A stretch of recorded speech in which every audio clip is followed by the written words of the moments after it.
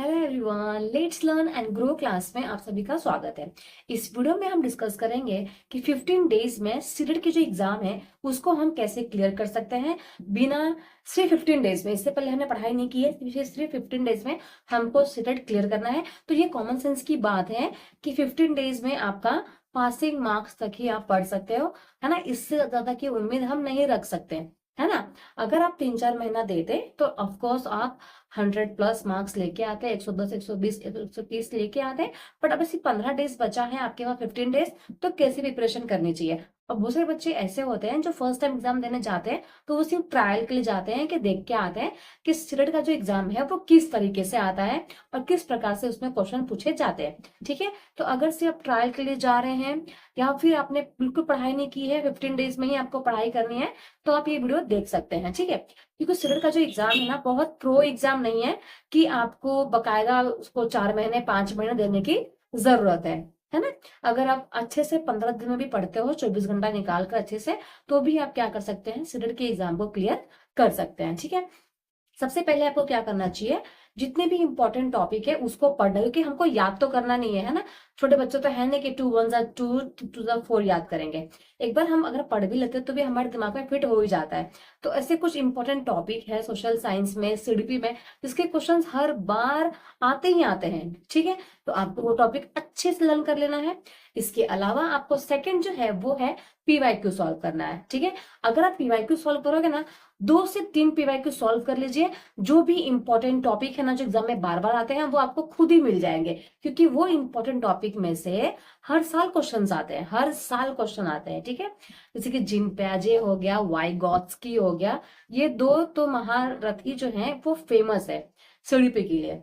ठीक है, और अगर हम एसएस की बात करें तो एसएस में जो ज्वार और भाटा है, ठीक है, इसके बाद जो रोटेशन रिवोल्यूशन है, ग्लोब के बारे में, इसके बाद विषुवत रेखा के बारे में क्वेश्चंस आते ही आते हैं। ठीक है, तो कुछ अगर 2-3 पेपर भी सॉल्व कर लोगे ना स्टार्टिंग में, तो आपको समझ में आ जाएगा इंपॉर्टेंट टॉपिक कौन सा है। उस इंपॉर्टेंट टॉपिक को आपको क्या करना है, नोट डाउन करना है। और उसके सारी जितनी भी थियोरी है एनसीईआरटी के चैप्टर्स के अंदर, 6 7 8 के अंदर, वो आपको अच्छे से आपका कॉन्सेप्ट क्लियर करना है। ठीक है, थर्ड जो है आपका पॉइंट, आपको क्या करना है इस 15 डेज में, अब फ्रेंड्स के साथ आपको बिल्कुल भी डिस्कशन या फिर बिल्कुल भी पढ़ाई नहीं करनी है।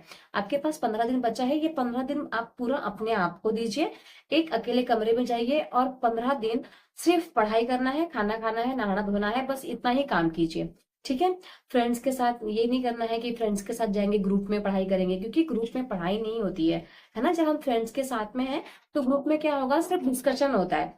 आपने भी नोटिस किया होगा, अगर आप एग्री करते हैं तो जरूर यस और नो कीजिएगा। ठीक है, थोड़ी बहुत पढ़ाई हम करते हैं, पर जैसे एक टॉपिक छिड़ जाएगा ना, तो उसका फिर हम लोग क्या करते हैं, पूरा एकदम सत्यानाश कर देते हैं डिस्कशन कर करके। ठीक है, तो अभी हमारे पास डिस्कशन करने का टाइम नहीं है। तो आपको क्या करना है, अकेले बैठकर ही आपकी स्टडी को करना है। ठीक है, दिन रात पढ़ाई करना है, ऐसा नहीं कि जब मन किया तब पढ़ाई किया। अब बिना मन के भी आपको पढ़ाई करना पड़ेगा। 2-3 घंटा सोइए, बाकी के पूरा टाइम जो है आपका बचता है वो पढ़ाई पे लगा दीजिए। ठीक है, तो ये जो 3-4 चीजें हैं अगर आप करेंगे तो डेफिनेटली आप जो है 90 मार्क्स तो पहुंच ही जाओगे। ठीक है, अब ऐसा भी है नहीं कि हमें हिंदी और इंग्लिश बिल्कुल भी नहीं आता है। हिंदी और जो इंग्लिश के मार्क्स होते हैं अप्रोक्सीमेटली अगर हम बात करें तो हमको बिना पढ़े उसके मार्क्स मिलते हैं, है ना। क्या आप लोग हिंदी के लिए ग्रामर और इंग्लिश के लिए ग्रामर पढ़ते हो? नहीं पढ़ते, है ना। हम क्या करते हैं, हिंदी और इंग्लिश का सिर्फ पीवाईक्यू सॉल्व करते हैं। तो आपको भी क्या करना है, हिंदी और इंग्लिश का पीवाईक्यू सॉल्व करना है। जितना ज्यादा पीवाईक्यू सॉल्व करेंगे इतना ज्यादा आपका स्पीड बढ़ेगा।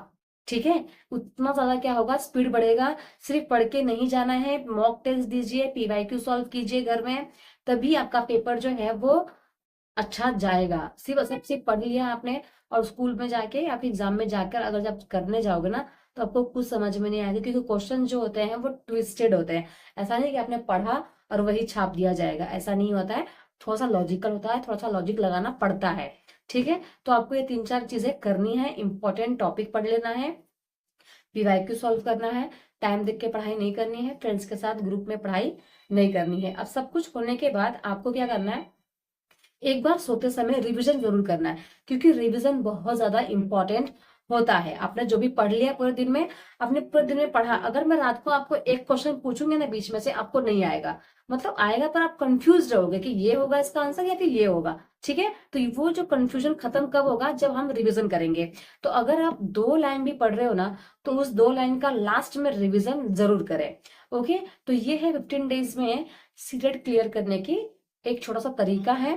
ठीक है, पर जरूरी नहीं कि आपका 90 मार्क्स इसमें आ ही जाएगा, है ना। बहुत सारे लोगों का आ भी जाता है सिर्फ 15 दिन की पढ़ाई में। अब कोई कोई तो मेरे 1-2 फ्रेंड है जो पढ़ाई किए बिना ही 90 मार्क्स लेके आ गए फर्स्ट अटेम्प्ट में सीटेट क्लियर। तो क्या किया है भाई साहब, तो जो भी स्कूल में पढ़ाते थे वही एग्जाम में करके आ गए, है ना।